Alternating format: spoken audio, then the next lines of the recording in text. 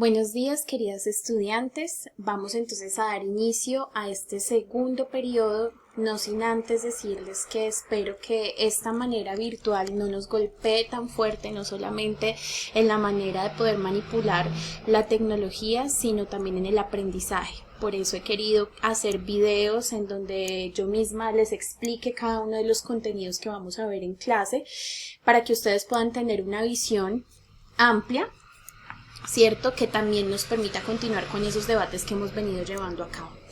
Antes que nada, decirles que estoy muy contenta del trabajo que se hizo en el primer periodo en el área de ciencias sociales, con toda la temática de la mujer en el mundo, en América Latina, y con toda esta temática del feminismo que quizás muchas de nosotras desconocíamos y que nos abrió no solamente la gama de una historia muy rica y bonita, sino que también nos hizo caer en cuenta de todas esas cosas que nosotras como mujeres vivenciamos día a día y que a veces omitimos porque las normalizamos y naturalizamos. Una evidencia de el compromiso y una semillita de lo que se les quedó acerca del papel de la mujer en la historia fue precisamente en el acto cívico de la mujer, cuando ustedes cayeron en cuenta que algunos de los discursos que aún se dicen como poemas, canciones, pues no muestran una visión de la mujer como la que debería ser o como esa visión que transformadora que nosotras queremos mostrar, y que es el trabajo que muy seguramente ustedes están haciendo desde su metro cuadrado y desde su contexto. Por eso, así como hicimos un trabajo muy bonito con la mujer en el periodo pasado, con lo que con lo que es ser mujer y significa serlo para cada una de ustedes, durante este periodo vamos a tocar otro tema también muy bonito y muy interesante, que realmente cuando yo estaba preparando esta clase, pues yo pensaba, pues Dios mío, hay un montón de material que yo quisiera mostrarles y que quisiera que ustedes vieran.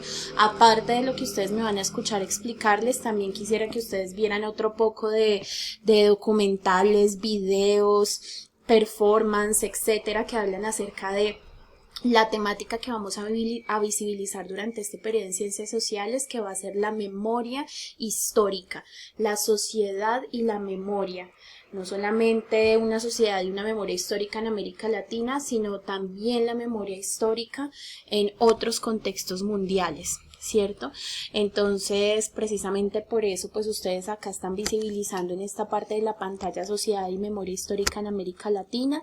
Esta temática es muy bonita, particularmente me gusta mucho y quiero que nos la disfrutemos, así como creo que muchas o la mayoría nos disfrutamos el periodo pasado con todo lo que hicimos y vimos acerca de la mujer.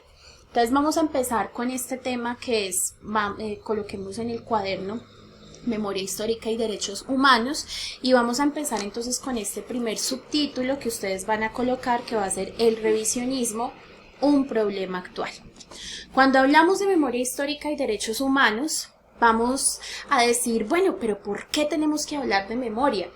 Me imagino que muchas de ustedes han escuchado esa frase que se repite una y otra vez en los documentales, noticieros, inclusive en el lenguaje coloquial de muchas personas, que es que aquel que no sabe su historia está condenado a repetirla, y que pues es una frase que además causa un impacto, porque realmente entonces, y sobre todo nosotros como colombianos, sabemos que debemos de recordar ciertos hechos históricos que han cambiado y transformado nuestra historia en el país. Resulta que cuando hablamos de memoria histórica, inmediatamente nosotros nos remitimos a sucesos de conflictos históricos o de conflictos armados que han sufrido diferentes países, no solo el nuestro, donde los ciudadanos se han visto en una tarea importante de perdonar y reconciliar, ¿cierto? De reconciliarse con ese pasado que de pronto es doloroso y reconstruir no solamente su identidad individual, sino también su identidad nacional, a partir de precisamente la restauración de esa memoria, ¿cierto? Porque creo que yo les he dicho en muchas de mis clases que si nosotros no conocemos algo de historia, por lo menos de nuestra historia personal, pues no vamos a entender por qué somos como somos. Entonces, el entender y el empezar a indagar acerca de los hechos históricos que han marcado nuestra historia individual y nuestra historia colectiva hace parte precisamente de ese entendimiento de por qué somos como somos, de por qué tenemos esos imaginarios colectivos, de por qué tenemos esas representaciones sociales en nuestra cabeza.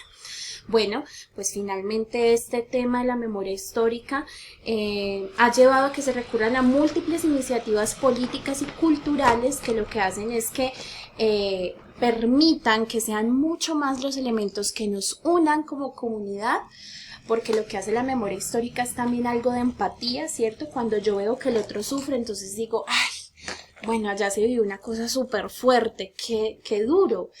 ¿Cómo debieron haber sufrido esas personas? Sí, claro, es que necesitan una restauración, es que necesitan una reparación.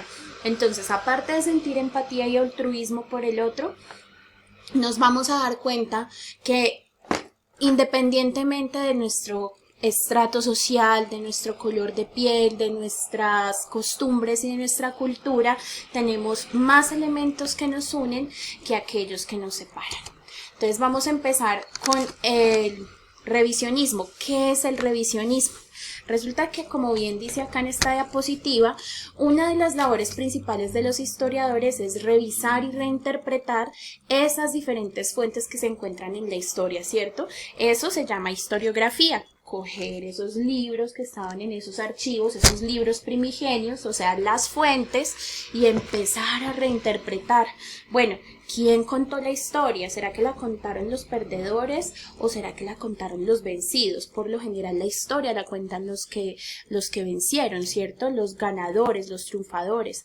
Entonces empezó a surgir esta corriente que fue una corriente revisionista donde muchos historiadores, sociólogos, antropólogos empezaron a revisar la historia y a reinterpretar las diferentes fuentes por medio de métodos que tratan de ser rigurosos científicamente. Fundamentalmente, la información del revisionista es una información que busca ser manejada con total objetividad y además tiene un interés académico. ¿Sí? Es una función netamente académica más que una función ideológica. Cuando hablamos de ideológico, estamos hablando precisamente de una cercanía hacia cierto tipo de teorías o corrientes que también hace que la historia muchas veces se vea de manera subjetiva. Entonces se trata de ser objetivo, tener rigurosidad científica y tratar de poder develar qué cosas dentro de la historia quizás no fueron tan ciertas como se cuentan. Dentro de algunos casos de revisionismo que empiezan a cobrar, digamos que controversia dentro del panorama histórico mundial, vamos a ver unos ejemplos con revisionismos que se salieron de la rigurosidad académica y que empezaron a tratar intereses ideológicos, ¿cierto? Entre ellos hay un caso emblemático que se contextualiza dentro de la Segunda Guerra Mundial y que pone en entredicho, es decir, que dice que en realidad el holocausto judío y el holocausto nazi no fue tal cosa, no fue tan grande como lo mostraron.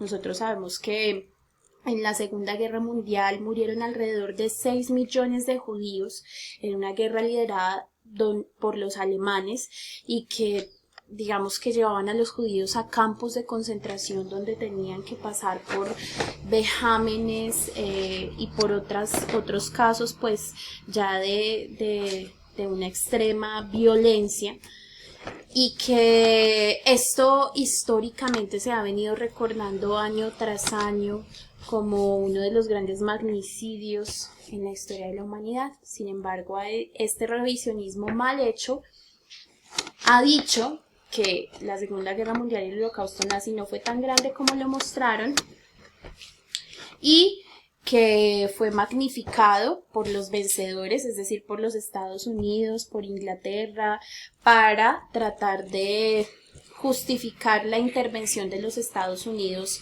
en Alemania cuando ellos ingresaron a terminar la Segunda Guerra Mundial. A intentar terminar la Segunda Guerra Mundial. Entonces, este es uno de los primeros casos.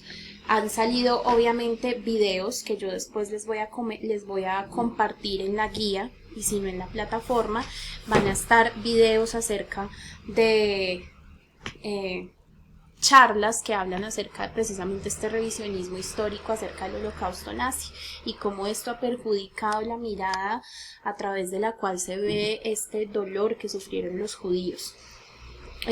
No solamente generando dolor en la comunidad judía, sino también generando fracturas internas y crisis diplomáticas.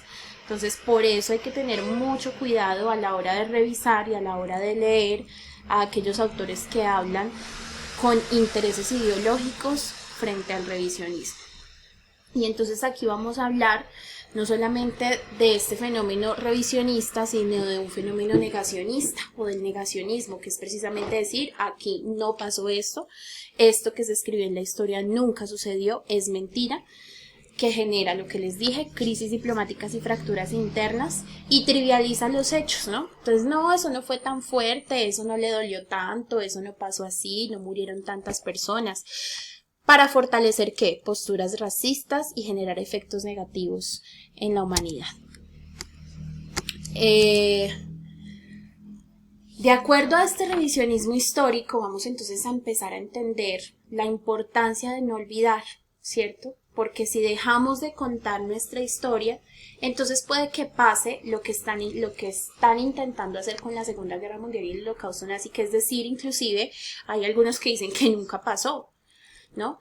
Entonces, por eso la importancia de seguir con esa tradición de conservar la memoria, ¿sí? Para decir nunca más va a suceder esto porque sí pasó, ¿cierto? La memoria histórica como respuesta a la violencia. Entonces, en las últimas décadas, como les venía diciendo, en diferentes países del mundo se han sufrido periodos de conflictos armados y de guerras civiles que han adquirido una importancia increíble en los movimientos de reconstrucción de memoria histórica, como parte precisamente de ese ejercicio de sanación de esas heridas, de restaurar ese tejido social, de generar unas relaciones de empatía y altruismo con el otro. En general, esta memoria histórica está inmersa en esas luchas políticas de miles de personas por ser escuchadas y por no ser olvidadas, ¿no? ¿Qué es entonces la memoria histórica? ¿Cómo vamos a definir la memoria histórica? Vamos a decir que el concepto de memoria histórica, como dice acá, se refiere a los modos en que los grupos, las colectividades y las naciones construyen y se identifican con relatos acerca de periodos históricos o eventos particulares. Es decir, son narraciones compartidas que dan sentido al pasado, en cuya construcción participan diferentes grupos sociales con intereses específicos. Son narraciones. Fundamental reconocer que la memoria histórica es una narración. Son subjetivas, sí son subjetivas porque están contadas a partir de las víctimas que las sufrieron. Y están enmarcadas sobre todo en conflictos sociales y guerras civiles en diferentes países del mundo. Se utilizan las reconstrucciones de memoria histórica para reivindicar los derechos, para que exista la justicia para aquellas víctimas de agresiones y experiencias traumáticas y para la reparación a las comunidades, una reparación simbólica o una reparación material a las comunidades o individuos víctimas de la violencia. ¿Cuál es la reparación simbólica? El reconocer que pasó, que fue y que usted lo vivió, ¿cierto? Bueno, las particularidades. Las particularidades entonces de la memoria histórica son, la primera, la memoria histórica es una forma de memoria colectiva y debe distinguirse de la memoria individual. Hay memoria colectiva en la memoria histórica, pero también hay memoria individual. No es completamente objetiva, lo que yo les dije anteriormente. Incorpora obviamente la subjetividad, incorpora los juicios de valor porque obviamente está atravesada de dolor, está sujeta a revisión y cambio. Ayuda a construir y reconstruir la identidad y los pactos en las comunidades. Obviamente se construye y se reconstruye precisamente toda esa, lo que somos, todo lo que somos y todo lo que queremos ser en el futuro. y se puede construir de arriba hacia abajo, qué pena, aquí no es acá sino hacia, o viceversa, es decir, de la sociedad civil hacia el Estado o del Estado a la sociedad civil.